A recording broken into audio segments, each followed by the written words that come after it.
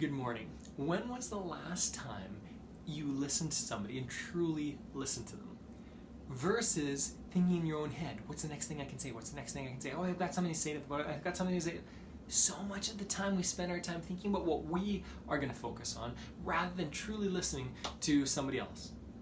And that's a problem in our culture because what happens, we all feel unheard, unlistened to, misunderstood.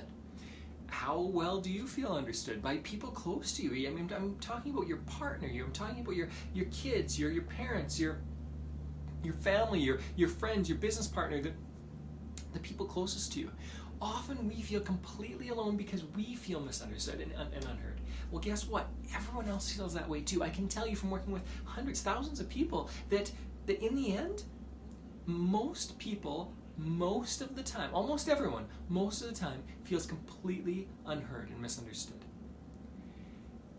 And so I'm going to introduce the second key. Yesterday I talked about self-awareness and how important that is so that we can remove ourselves from the equation and be fully present. Once we're fully present, then we need to engage with somebody and listen and understand who they are and what's going on.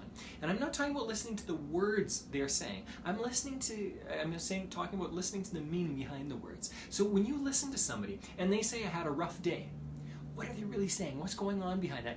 Most people, when they say they have a rough day, they're feeling inadequate, or they're lacking confidence, or they're feeling misunderstood, or they're feeling like they've been mistreated on some level. And when you can get to that, when you get to below what's happening, then people feel understood. And if you felt understood, I'm going to do this right now. If you feel understood by somebody actually listens to you and cares about you, how safe do you feel with that person? Are you going to trust them a little bit more now? Are you going to be more influenced by them? Are you willing to open up a little bit more to them? Of course you are. And if you say no to these questions, then you don't need a coach. You need a therapist, okay? Which is okay. Therapists are good things for many, many, many different reasons, okay? But learn about yourself, become more self-aware, and then start to truly listen to somebody. And I've talked about this before. I've talked about listening skills and active listening and engaging with people in this way. For today, all I want to do is emphasize the fact that when people feel understood, when they feel listened to, you now have an opening with them. Maybe I'll give you a really quick story. So I used to try to scare away the boys that were dating my sister when she was in junior high. I was 7 years older, so a lot older, and I was like this giant compared to junior high kids, right? Because I was in high school and at the end or just graduated. And so one of my tactics was to scare people away. And this was my tactic to help my sister, to protect my sister on some level. And then I learned that from movies and stories and other things.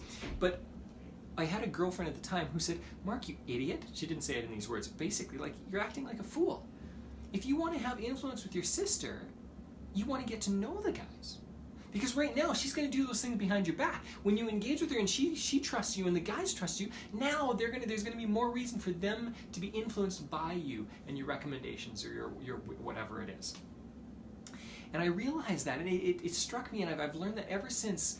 Not that I've practiced it perfectly, but ever since then I've had this in my mind. I will always have more influence with people when I understand their perspective and they know I understand their perspective. Far more influence than when I'm forcing somebody to do something or trying to manipulate somebody to do something, all right? So take this, the action step I have for you today is to try to fully understand somebody. When somebody says, that was hard, when somebody says that we make these trite statements all day in our day, every day almost. When somebody makes the trite statement, how are you doing? Fine, couldn't be better, whatever. When delve into that, learn a little bit more. When somebody says they're having a rough day, like, it wasn't the best day, go, well, what about it was rough?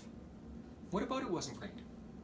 What about something, fill in the blank, is a really useful phrase, a useful question to help people go a little bit deeper, but go a little bit deeper with the people around you. You don't have to do this with everyone. Try with a couple of people that if you make mistakes with, it'll be okay. You can even warn somebody that you're going to be doing this, and they will appreciate it. Practice this. Become better at understanding other people's positions.